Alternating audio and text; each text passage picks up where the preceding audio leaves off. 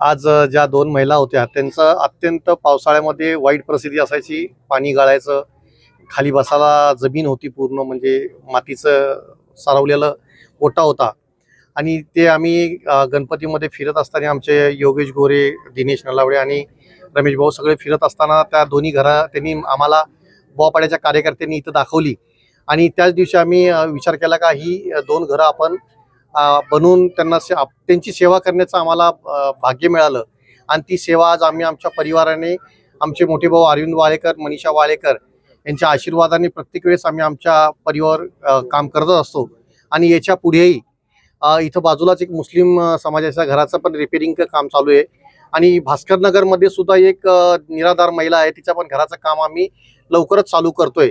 असे इतर घरं ज्याला राहण्यासाठी छप्पर नसेल, मंदिर मस्जिद बनवण्यापेक्षा एखाद्या गोरगरिबाला आपण जर घर बनवून दिलं तर मला वाटतं आपलं भाग्य समजतो, कारण का ह्याच दृष्टिकोनातून आमचा वाळेकर परिवार अहोरात्र मेहनत करून आमच्या स्वखर्चाने हे सगळं करत असतो आणि आमच्या सर्व कार्यकर्ता, महिला आघाडी, युवा सेना यांच्या आशीर्वादाने आमचे श्रीकांत शिंदे, एकनाथ शिंदे साहेब यांच्या आशीर्वादाने हे सगळे कार्य आम्ही करत असतो। एवढेच बोलून मैं दोन 30 साल से बहुत पुराना घर था, एकदम गिर गया था, नीचे पूरा जमीन में पानी आ रहा था, ऐसा हुआ था। तो साहब ने बना के दिया, इनके लिए हम पूरा परिवार बहुत बहुत धन्यवाद करते हैं उनको और हमारी ओर से उनका परिवार कुशल मंगल रहे, ये हमारी शुभकामनाएं उनके लिए। उनके जन्मदिन पे बहुत बहुत बधाई हो, बहुत बहुत बधाई उनके लिए। मेरा तो 50 साल हो गया था रहने को। कौन कौन रहते हैं घर में? इस घर में तो ये दोनों माँ और बेटी रहती है, मैं पीछे उनका भाई रहता हूँ, मेरे पूरा परिवार भी बाल के साथ रहता है।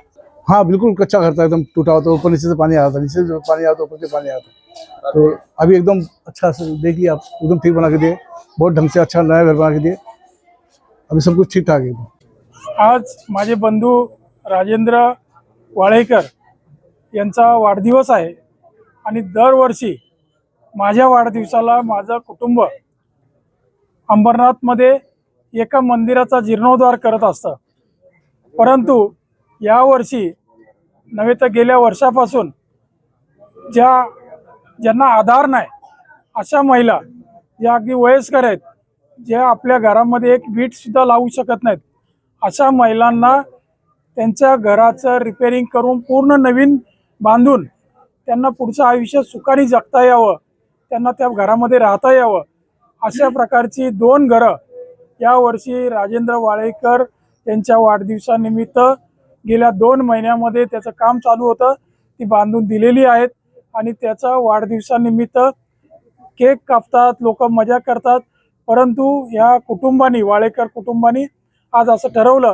की या 2 महिलांना आधार द्यावा, त्यांचा आपण आधार बनावं, त्यांच्या आयुष्यामध्ये आपण सुख कसं येईल, त्यांना आनंद कसा मिळेल याचा विचार करून आम्ही त्या 2 अनाथ महिलांना आज घरं बांधून दिलेली आहेत।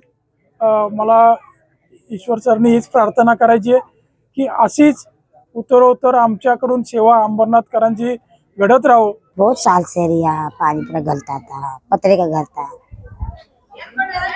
तो बाजू वाला घर इधर आ गया, थोड़ा देख लिया, बोला मैं करेगा कुछ न कुछ, ऐसा बोला। आप दोनों ही रहते हो? आप दोनों ही रहते हो? 5 जन, 5 5 जन, मेरी माँ, भाई, लड़की। राजू वाले का घर बन के दिया, बहुत ही अच्छा लगा हम लोग को, उनका धन्यवाद। बारिश का दिन में तो बहुत तकलीफ उठाया हमने, पानी गलता था, बिस्तर गिरना था, वो देखा आके उसको अच्छा नहीं लगा, बांध दिया, तो धन्यवाद। बहुत अच्छा लग रहा है, बहुत बहुत खुश लग रहा है, सब तो खुश हो गया।